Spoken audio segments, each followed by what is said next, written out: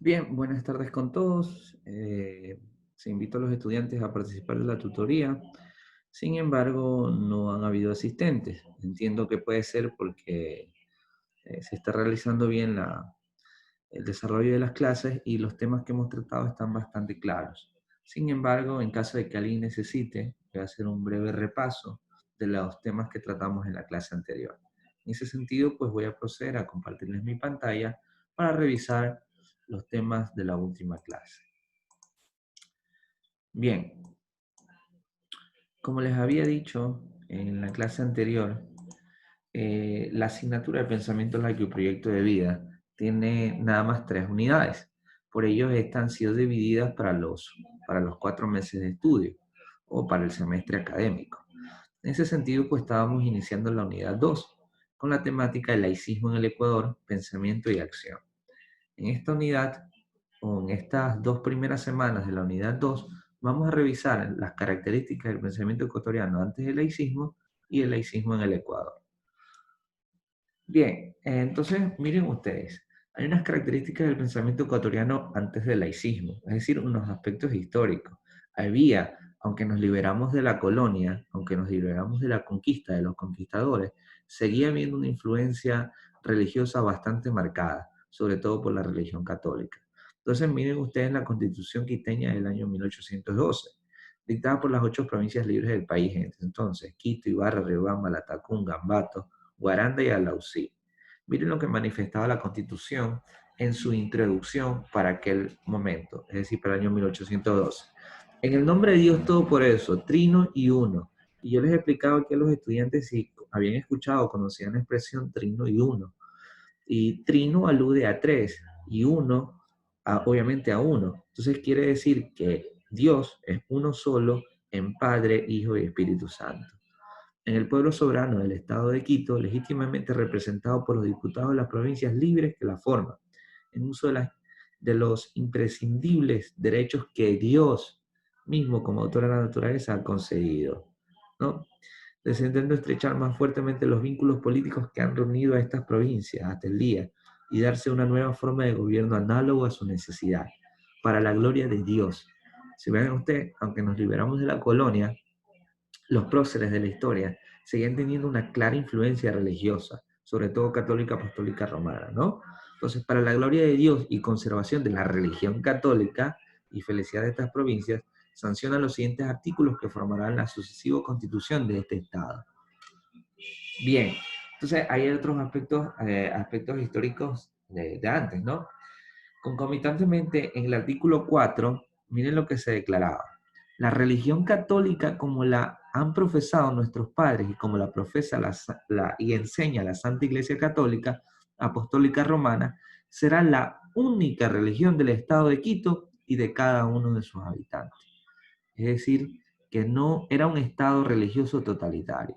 No había espacio para la libertad de culto, para elegir la cosmovisión de cómo puedo interpretar y sentir la divinidad. No había espacio, puesto que la religión católica era la dominante y la respaldaban pues los mismos derechos en la Constitución, ¿no? Entonces, miren, todo esto revelaba algunas cosas. Por una parte, el profundo sentido eclesiástico que prevalecía en los conceptos políticos de los padres de la patria y que los llevaba a consagrar en los textos constitucionales del naciente Estado quiteño la antigua y oscurantista intolerancia religiosa de la época colonial.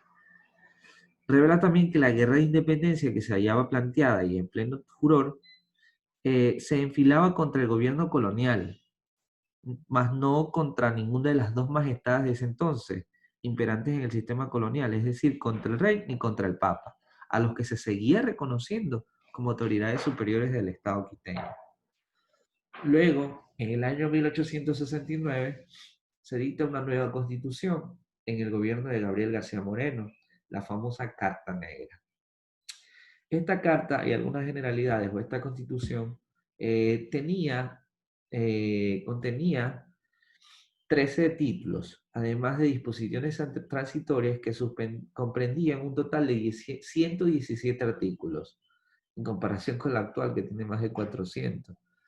Entre sus principales características contaban un periodo presidencial de 6 años, negación de la libertad de culto, el excesivos poderes por parte de la función ejecutiva, cambian los parámetros para ser considerado ciudadano, mayor periodo de legisladores, entre otros. Entonces, fíjense lo que nos decía el artículo 7 de la Constitución, o la famosa Carta Negra de 1869. El artículo 7. Los deberes de los ecuatorianos son respetar la religión del Estado y a las autoridades. Está establecido como deber de los ecuatorianos. Incluso para ser ecuatoriano debías profesar la religión católica. Entonces vemos una clara y marcada tendencia a someter a la población a la creencia católica apostólica romana. El artículo 9 nos decía lo siguiente: la religión de la república es la católica, apostólica romana, con exclusión de cualquier otra, y se conservará siempre con los derechos y prerrogativas de que debe gozar según la ley de Dios y las disposiciones canónicas. Los poderes políticos están obligados a protegerla y hacerla respetar. Entonces estaba claramente marcada la religión católica como la religión de la República del Ecuador para ese entonces, y no podías entrar en contra de ello. Y por otro lado estaba que el artículo 10, que para ser ciudadano se requería, en primer punto, ser católico. El artículo 13 decía que los derechos de la ciudadanía se suspenden, el primer punto, por pertenecer a sociedades prohibidas por la Iglesia.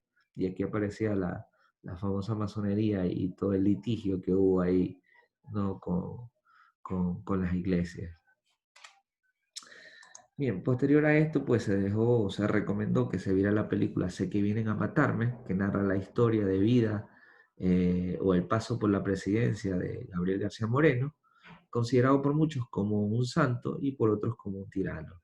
Entonces se sugirió, no se sugirió, se pidió a los estudiantes que vean esta película para que posteriormente procedan a desarrollar una tarea que consiste en desarrollar un resumen de esta película, Sé que vienen a matarme.